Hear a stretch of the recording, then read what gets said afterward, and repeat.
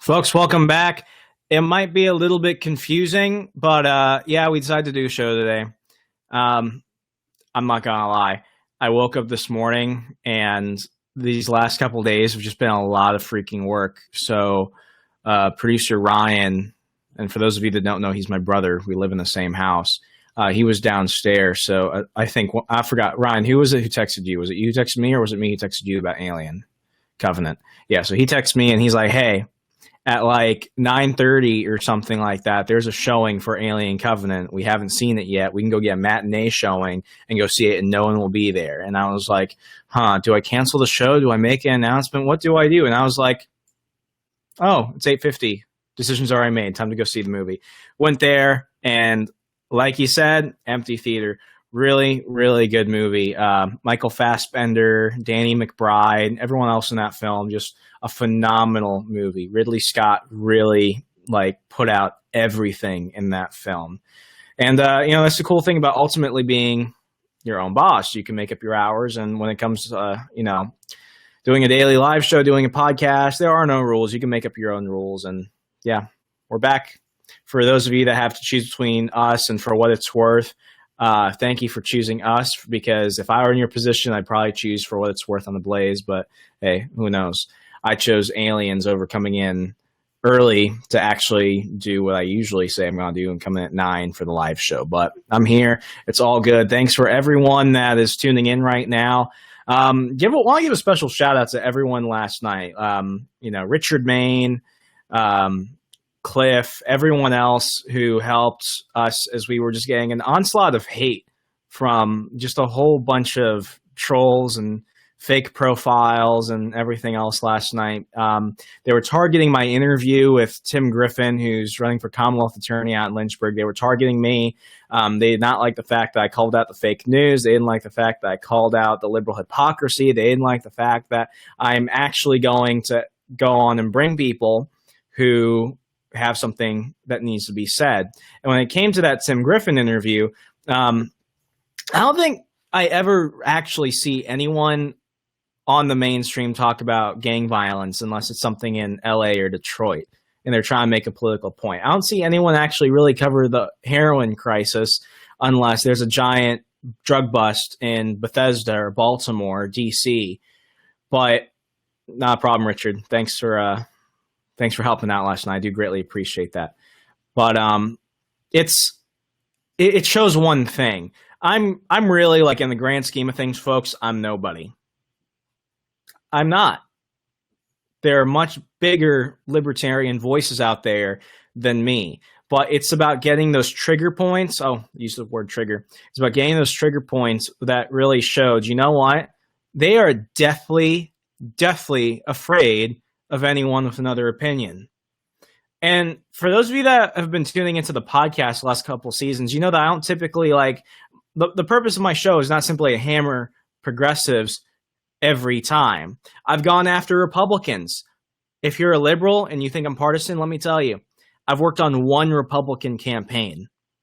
I've worked for Brian Sujanin, Libertarian, Austin Peterson, Libertarian. I was a campaign manager for Albert Billingsley in Lynchburg, Virginia, independent candidate. Worked for Congressman Tom Garrett, Republican. I endorsed a Green Party candidate, Kara Nicole Trujillo, who was taking out an aggressive campaign against CPS in Arizona. I'm the most bipartisan person you're going to meet. I've worked for organizations that did joint projects with progressive organizations. I've had progressive friends. I still do. The purpose of this is not for me to constantly come out and just bash progressives, because that's what so many people do day in and day out. But last night was a coordinated effort to silence conservative voices. And you wonder why people aren't going to deal with freaking Kathy Griffin holding a decapitated head of our president. I'm glad that CNN actually went out and fired her. I'm glad that nobody has come out and really defended her. I like what First Lady Melania Trump said about Kathy. She's like, you have to really question the mental state of someone that would just do that out of nowhere. And that's what kind of leads me to what I want to talk about. Just for 10 minutes, I want to talk about the myth of the passion of the progressives, if you will. And I know, for a lot of you, this isn't new.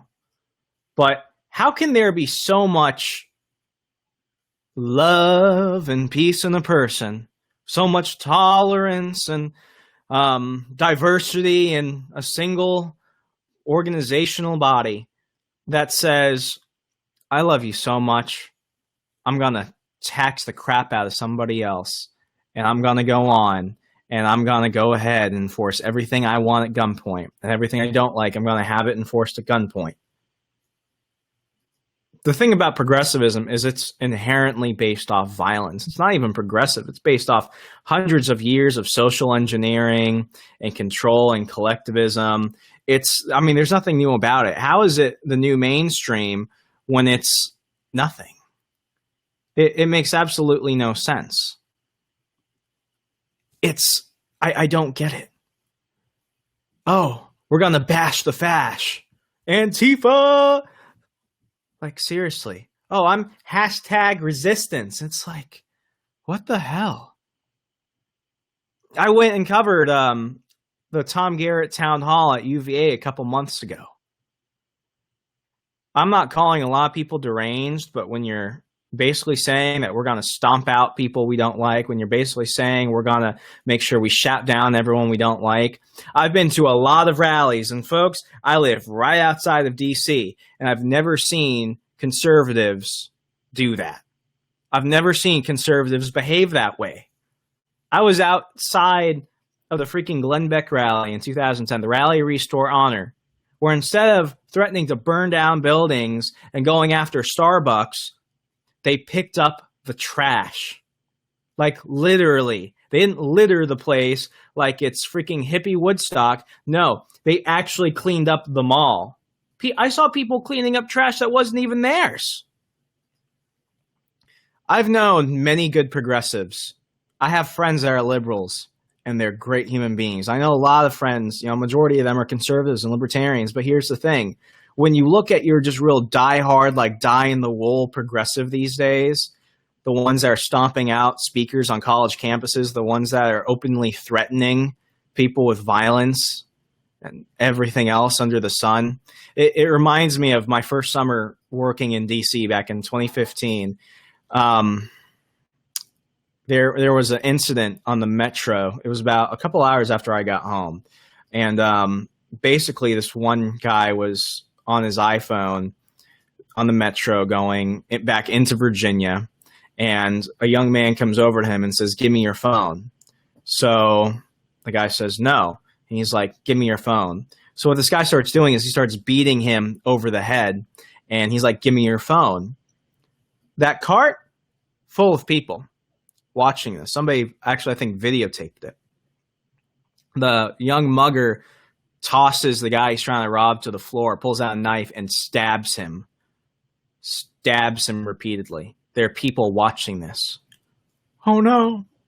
I wish somebody would do something. Oh, no, he's getting stabbed. Oh, somebody. They didn't even cry out to somebody else.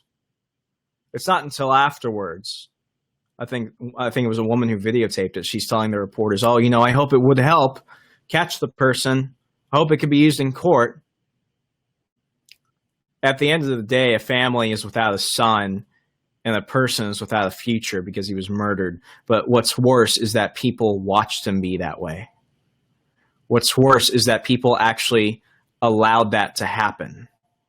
It's the type of liberal mentality that says, I care about you so much, somebody else needs to go and take care of something. It's the liberal mentality that says, I care for you so much, I'm going to take the shirt off of somebody else's back. It's the liberal mentality that says, we need to fix something. And if you don't want to be part of the solution, we'll tax you, we'll regulate you, we'll take away your rights, we'll confiscate your property, we'll throw you in jail, or we'll just go out and punch you. It's the liberal mentality that says, I wish somebody else would have done something. It's the liberal mentality that says, I'm not going to do it. Why should I? I'm a victim. I'm a victim. Somebody will help me.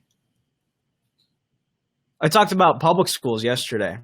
I talked about just a couple things I remember. The fact that they were always trying to take down people's self-worth.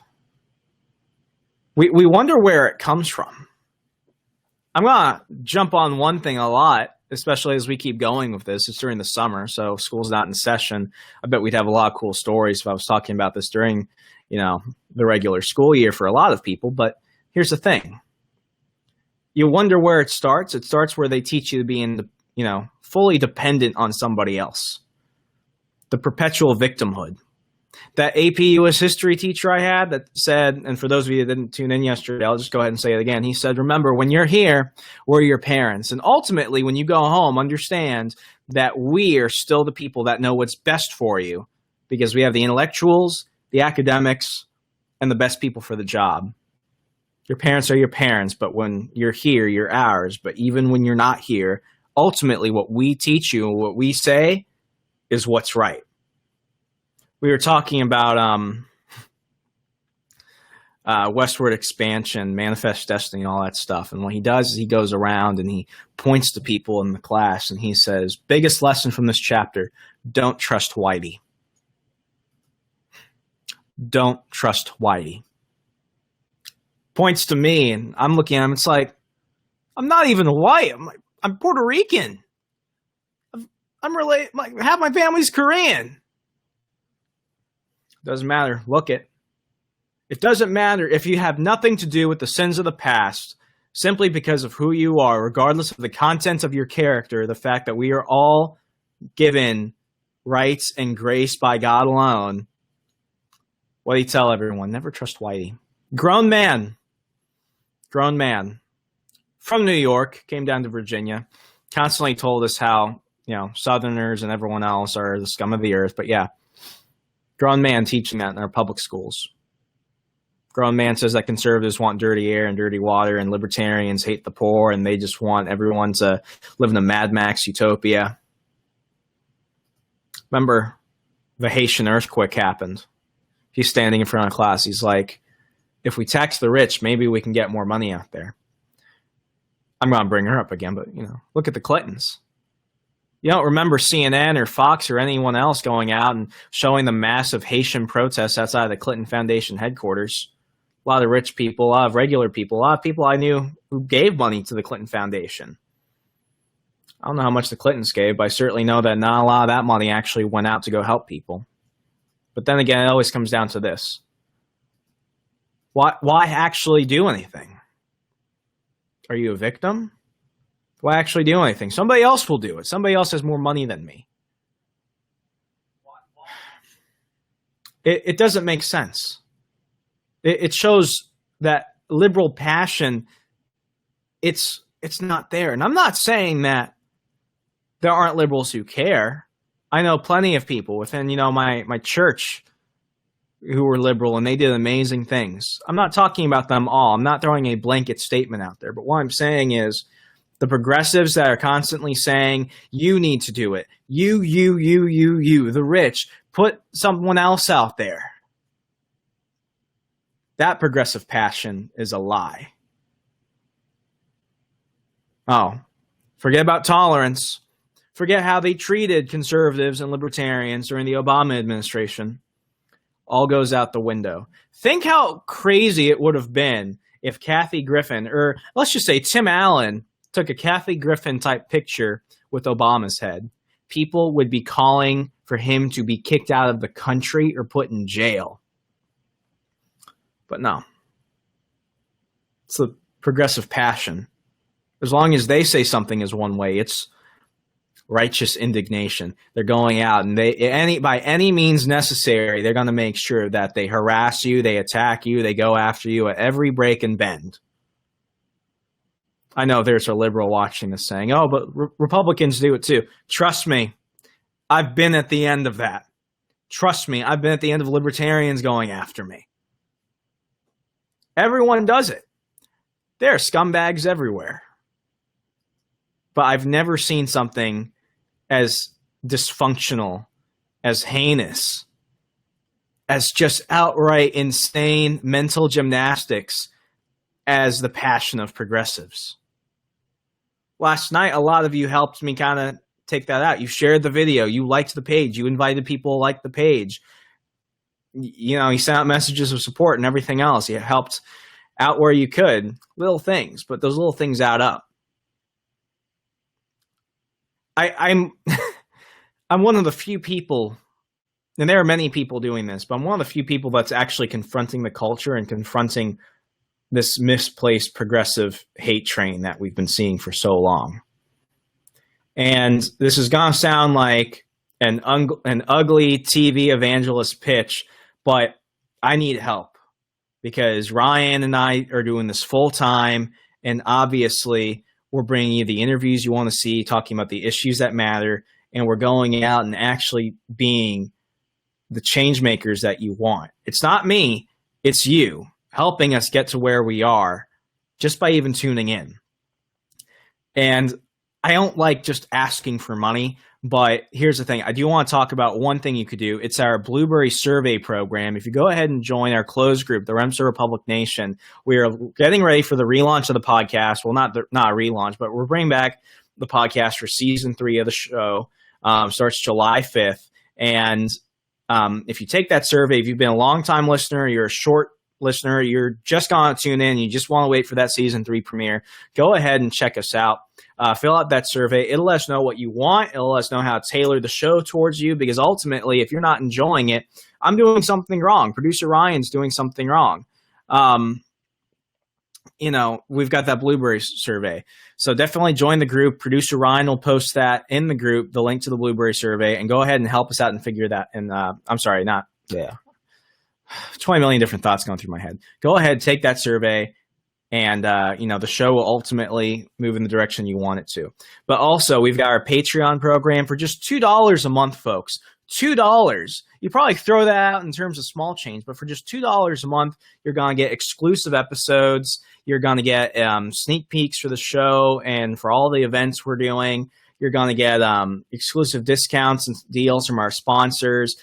You're going to get a monthly Google Hangout or Skype with me, and we can talk about where you want to see the show, and we'll just have a good time. And I'll try and bring in a couple guests from previous seasons and episodes. This Patreon program is just going to help us, keep the equipment up to date. It's going to help us make sure that we can keep expanding what we're doing and ultimately confront the culture, but also fight this religion of the state, fight progressivism, which is inherently anti-life, anti-liberty, anti-property, anti-you. This show's only around because you guys have shown over time, download through download, when you've helped us crowdfund for CPAC and crowdfund whenever I had to, whenever I broke something like the tripod for one of our cameras, you were there. And this Patreon program helps us keep things going, but also helps show you, hey, let's keep giving you the things you want, and let's keep this movement strong. It's not just me. It's not just personalities. It's not just organizations. It's not just parties. It's about ideas. And hopefully we're bringing you the best ideas out there. That's about it. Ryan, did I cover everything? Yeah. Thank you all for helping us get this far. We're only going forward, and I do greatly appreciate it. Tune in tomorrow. And don't forget, mark July 5th on your calendar. July 5th, the day after Independence Day, season 3 of the Remser Republic podcast comes back. So definitely thank you all again. And check out our Patreon program. Join the Remser Republic Nation. Take the Blueberry survey. And I'll be back tomorrow, folks. Take care.